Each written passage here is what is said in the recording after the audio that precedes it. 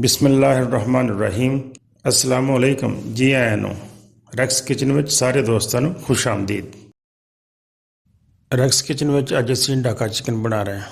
ਹਰ ਇਲਾਕੇ ਦੀ ਕੋਈ ਨਾ ਕੋਈ ਡਿਸ਼ ਮਸ਼ਹੂਰ ਹੁੰਦੀ ਹੈ ਤੇ ਇਹ ਢਾਕੇ ਦੀ ਮਸ਼ਹੂਰ ਡਿਸ਼ ਹੈ ਢਾਕਾ ਚਿਕਨ।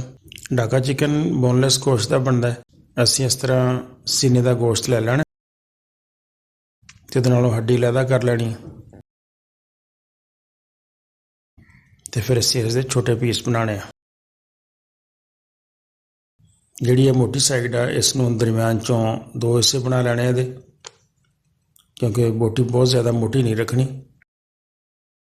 ਚਿਕਨ ਦੇ ਵਿੱਚ ਕੋਈ ਹੱਡੀ ਵਗੈਰਾ ਹੋਵੇ ਤੇ ਉਹਨੂੰ ਇਸ ਤਰ੍ਹਾਂ ਅਲੱਗ ਕਰ ਲੈਣਾ।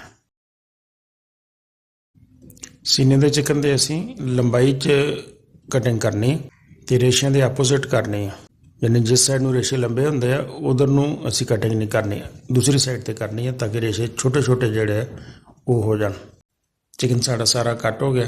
ਹੁਣ ਅਸੀਂ ਚਿਕਨ ਨੂੰ 1 ਚਮਚ ਨਮਕ ਦਾ ਤੇ 1 ਚਮਚ ਸਿਰਕੇ ਦਾ ਲਾ ਕੇ ਤੇ ਉਹਨੂੰ ਧੋਣਾ ਹੈ। ਨਮਕ ਤੇ ਸਿਰਕਾ ਲਾ ਕੇ ਚਿਕਨ ਨੂੰ ਤੁਸੀਂ 10 ਮਿੰਟ ਰੱਖ ਦਿਓ।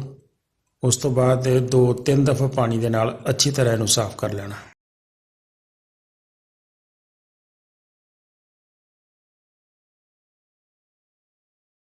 ਤੇ ਹੁਣ ਅਸੀਂ ਇਹਦੇ 'ਚ 50 ਗ੍ਰਾਮ ਦਹੀਂ ਪਾ ਲੈਂਦੇ ਹਾਂ, ਅੱਧੀ ਚਮਚ ਜ਼ੀਰੇ ਪਾਊਡਰ ਦੀ ਤੇ ਅੱਧੀ ਚਮਚ ਧਨੀਆ ਪਾਊਡਰ ਦੀ,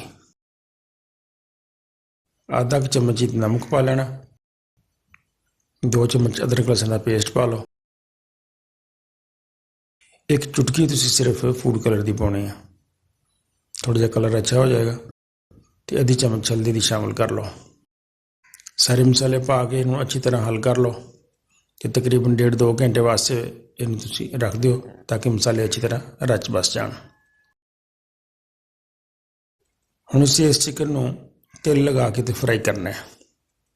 ਸਫੈਦ ਤੇਲ ਇਸ ਤਰ੍ਹਾਂ ਥੋੜ੍ਹੇ ਥੋੜ੍ਹੇ ਕਰਕੇ ਉੱਤੇ ਛਿੜਕ ਲਵੋ।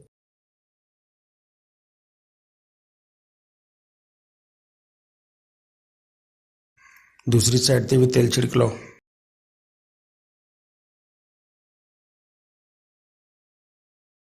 ਤੇ ਤੇਲ ਨੂੰ ਗਰਮ ਕਰੋ ਤੇ ਦਰਮਿਆਨੀ ਅੱਗ ਤੇ ਚਿਕਨ ਨੂੰ ਫਰਾਈ ਕਰ ਲਓ।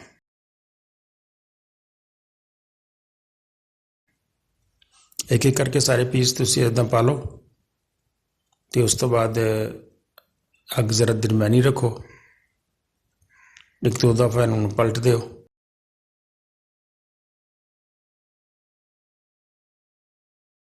ਮੈਂ 4-5 ਮਿੰਟ 'ਚ ਇਨਸ਼ਾਅੱਲਾ ਸਾਡਾ ਚਿਕਨ ਜਿਹੜਾ ਉਹ ਫਰਾਈ ਹੋ ਜਾਏਗਾ।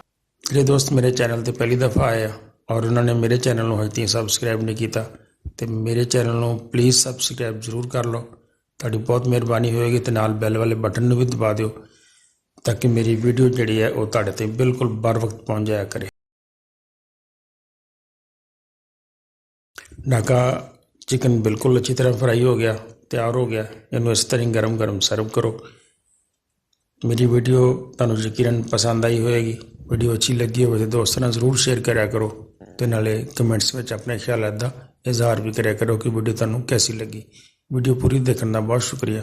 अस्सलाम वालेकुम।